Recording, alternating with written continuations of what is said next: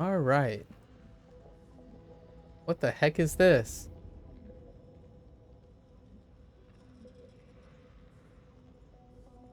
What is this Reddit post, fictitious? What the heck?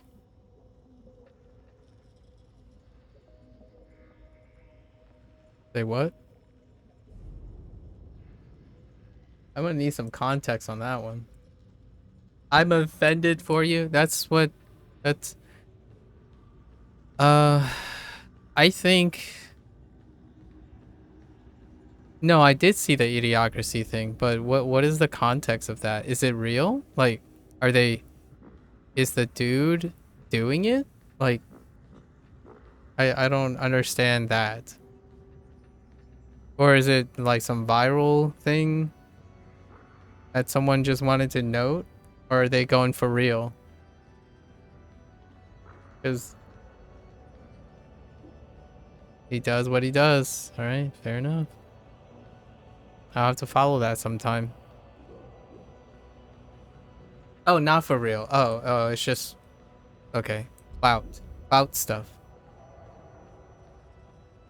I mean, I believe it in this day and age.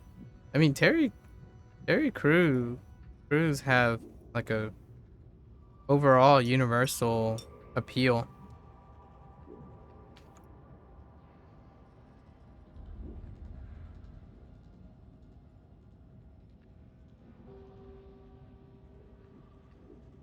Where at those stages is real, yeah, fair enough.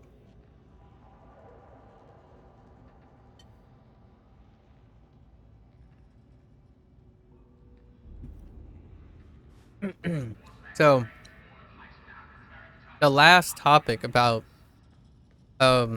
subjectivity, right?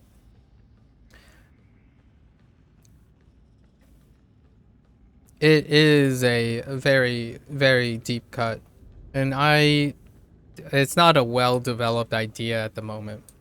Like, the most well developed idea I had about um, skill development was the thing that I mentioned to Eric. And he pretty much described it. He described everything in the word, and I just want to, like, formalize it, basically, make it into a more coherent package as opposed to a rant, right? So that's kind of the separation that I'm working on. The model of have you, and mastery is such a word. I'm not sure if I'm satisfied with using the word mastery, because mastery means you're a novice at creativity. And that's kind of the way I want to compartmentalize skill building. Skill building has foundations. When you have a time-tested skill that you're building, like a game, for example, we can take the context of the game, which Eric was more comfortable with using a closed system with metrics. So when you play a game, there's obviously completionists, achievements, various other things. But the closed system represents the objective mastery of the game. When you, in fact, complete, and that is a fact, you're going to be able to confirm that you complete things, or do things, or perform certain things in the closed system. When the closed system is fully realized, you have effectively mastered the closed system. And that's when the new journey begins. That's when creativity emboldens the mastery, and you formally become the novice of creativity. And creativity is the last frontier, it's the human condition.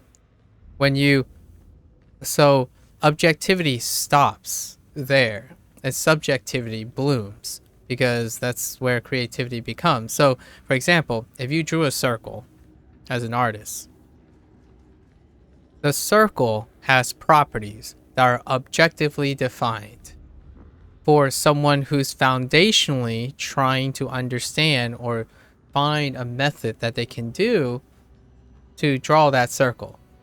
The product is a factual accomplishment, like something observable, something achievable. It's a benchmark. In the future, when you have demonstrated that you have mastered all the foundations. You can draw a circle whichever way you want. You can even call an oval a circle if you want. You can figuratively and subjectively determine that, right? That's a great example for art, like Eric mentioned specifically. Like photorealism is a imitation photo, but where at that stage this is real, it's arbitrary. That's when it turns subjective. The last stage that it remains objective is when you reach a point of mastery. And the idea is, the reason why I don't like the term I have currently, which is mastery, is the subjective mastery. When the transition point is that you ran out of objective metrics to be able to measure your level of competency in a skill, is when you yourself have determined the subjective mastery of your craft. And you have forever capped any new foundational work beyond that point. Where that cap is the extent of how inclusive it is. So for example, if you learned how to draw circles and squares, and you arbitrarily said, oh, I'm really good at drawing circles and squares, I have elevated to the point of mastery of circles and squares. No, the triangles didn't even come into the picture. That's not part of it. In the grand scheme of things, I can draw most things with circle and squares, and in fact, you can.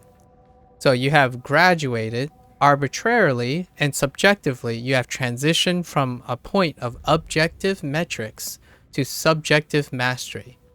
And the whole reason when you're asking, but where at that stage, this is, sorry, I'm reading your message while I'm doing this, but in the way that things have stages, right, is subjectively determined.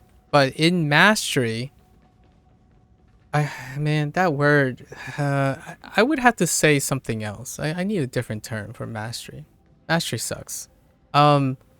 Competence. Maybe I'll use the word, no, competence is kind of sucky, because that would imply that when you're not at a state of competence, you're incompetent, which can be very negative inspiring. I think I'm gonna say no, amateur and expert is terrible too. Maybe exploration and refinement, so, or refinement.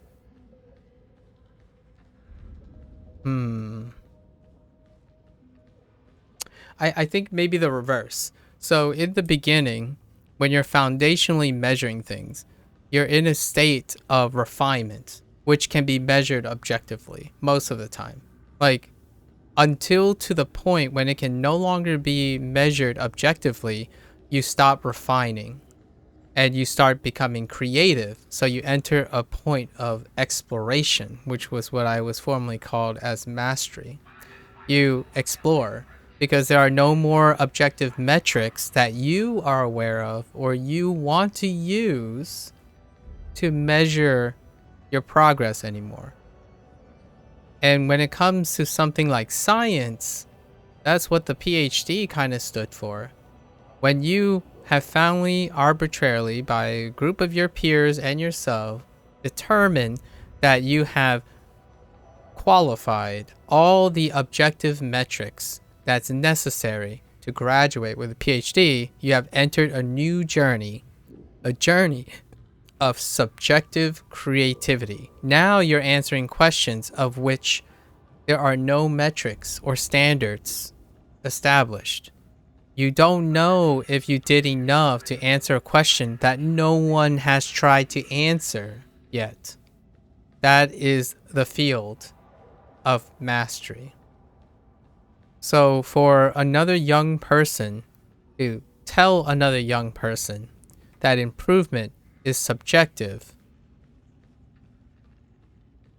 is to assume or presume with high likelihood that this person maybe subconsciously or consciously determined that they no longer have to improve with objective metrics.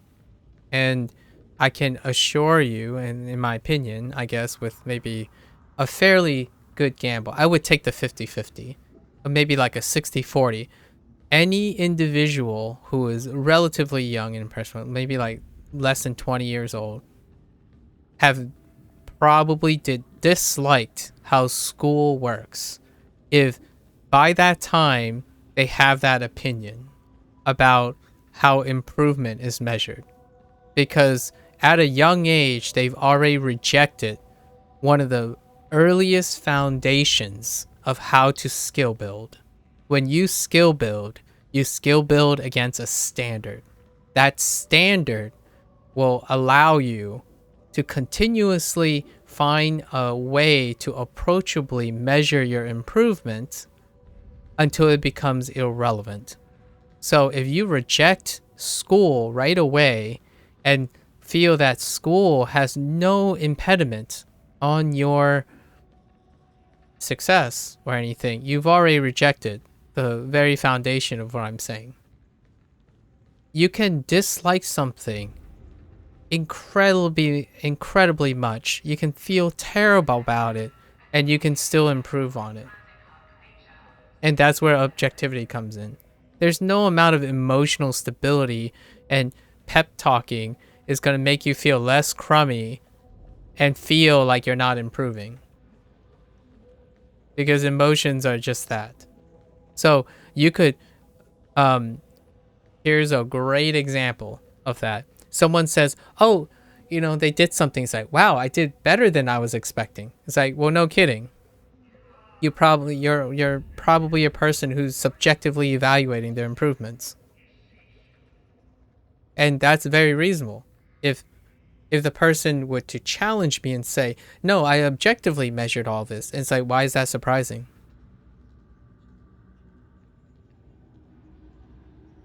That's the counter argument. It's cyclic. If someone is surprised by how well they improved, they are subjectively evaluating how they're improving.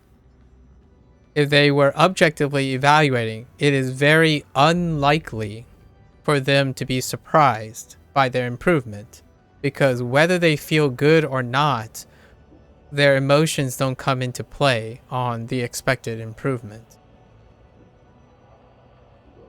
So it's kind of like the balance between that. Sometimes it takes away from people's high, so you have to kind of gauge how kids learn, right? Some kids prefer to be surprised and pleasantly ignorant about objective metrics, and they may thrive on that.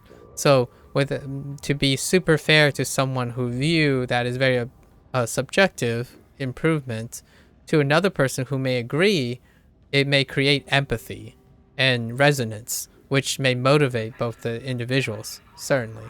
It doesn't change the fact that they have removed the possibility that they could use objective metrics to bolster their abilities. Like, I dislike taking tests, for example. When I was growing up, I disliked standardized testing. But nothing changed the fact that I was really terrible at standardized testing.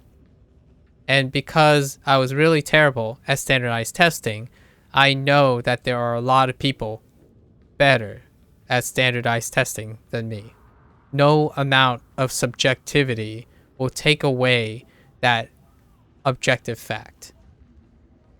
And with that objective fact, I get to subjectively determine what that means to me.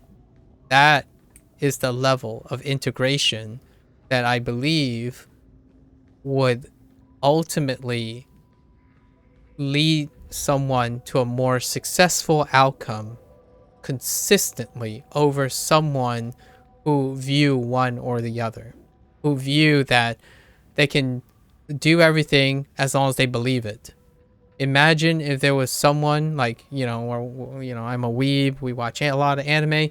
Imagine if believing in yourself makes things happen. It's the only way. Like, oh, that's great. That's romantic. As long as you believe it can happen. It's like, if that's true, that's great. But guess what's better than just that? Two things. If a friend believes in you, it can happen too. Now you have two things. You believe in yourself, your friend believes in yourself. So but you have two things that are sufficient in making you successful. When you say something is something, and it is very something of that, you have limited yourself to any alternatives. You can objectively improve when you subjectively get worse. You can get more tired over time, but objectively perform better. It is possible. Limiting it to just one form is only going to reduce the amount of information you get. So when I go out to run in the morning, I use as many forms of measuring as I can. I write down the time, the distance, the route, the weather, how I feel. All those things will inform me, not just how did I feel? Oh, well, I feel worse. So therefore, it's not as good. That's collectively uninformative. And saying things like this is objective, this is subjective, that's non-constructive. Saying what is non-constructive. I dislike, or at least I don't resonate or empathize with incompetence use of the word of how people say constructive criticism. Constructive criticism is often misinterpreted, in my opinion. It's misused. Like, for example, I'm just trying to be constructive, but I don't like the green hue that that this thing is casting on the floor. It's just me, you know. I think it would be like an off-green hue. That's not constructive criticism. That's a subjective opinion. Like, what do you want it to be? Well, if you actually suggest something, like, oh, maybe this could be like this color, that's constructive. You're suggesting something. Like, you're offering an alternative and stuff. Saying what you like and dislike and what you believe in and not believe in, it's often not constructive. It can be a criticism, for sure. Like, it can be a critique, absolutely, but it's not constructive.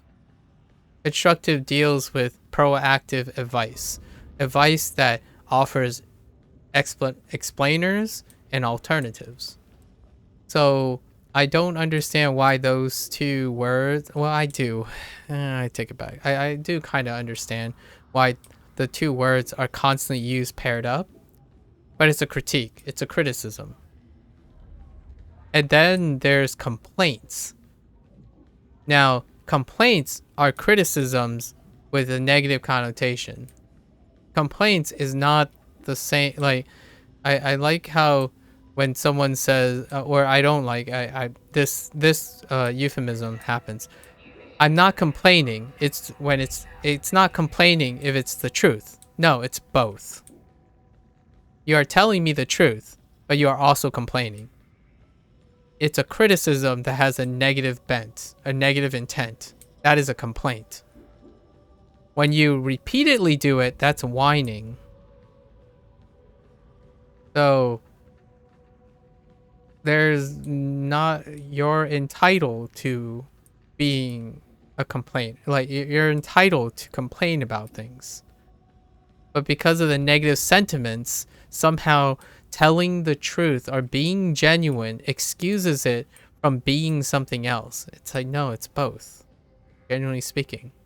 Like, I'm being an optimist now while being realistic. I could be both. It's possible, depending on the interpretation of the person I'm talking to. I'm not saying I'm a realist, I gravitate towards realist, and therefore I can't be an optimist or a pessimist. Much in the same vein as I can't be toxic if I'm telling the truth. No, you can be toxic and be telling the truth. The whole like binary exclusion of things and arguments and stuff is kind of weird. So instead of saying improvement is very subjective, as in assuring that it can't be anything else. It can be it could be subjective. That's it, because it can also be objective too, and it's excluding. Obviously, I'm making a presumption here, so there is a very distinct possibility. The person didn't expound on it because no one challenged this. There, at least it didn't seem like anyone challenged this line of thought to balance it out in this, and I was just a silent observer. But it's worth noting that there are very few things that are very everything. And I just said, and I just used the word very. There are few things in a realistic, complex environment, especially dealing with the human condition, that is very something or extremely in anything.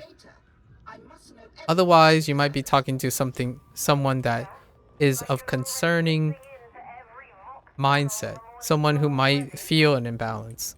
So when you're very sad, you're depressed. In that type of situation, deserves special attention. But it's a special attention that doesn't provide consistent constructive criticism to the vast majority of situations. When you're really when you're very sad, that's a very special situation, and I like to believe there are less depressed people than there are happy people or stable people, like content people on this planet. But sometimes it makes me think otherwise. However, I'm pretty sure statistics still hold up that there are more content people than there are depressed people. Because depressed is an imbalance, and the human condition is to seek balance. It's an averaging effect, right? Average is great for most things, except for the things that you specialize in. And if you specialize in handicapping yourself because of your personal opinions, I like to believe that it is the liberty or the right of that person to know that they are handicapping themselves. And then let them have the decision to decide if they're happy with it. But when you have a mentality like that, it really does make me think, is this person limiting their ability to be successful or like having alternatives? And with that, that's why I share these stories, right? I like to think that when I look back on the stuff I say now here, I will be able to critique it and add more to it in the future, maybe with more experience and whatnot. Because even myself now having this conversation and sharing these mindsets and these stories, it's incomplete. I will be far wiser in the future when looking back on this. Heck, I might have this discussion again and it'd be much different and a lot more inclusive. You can get offended for your past self?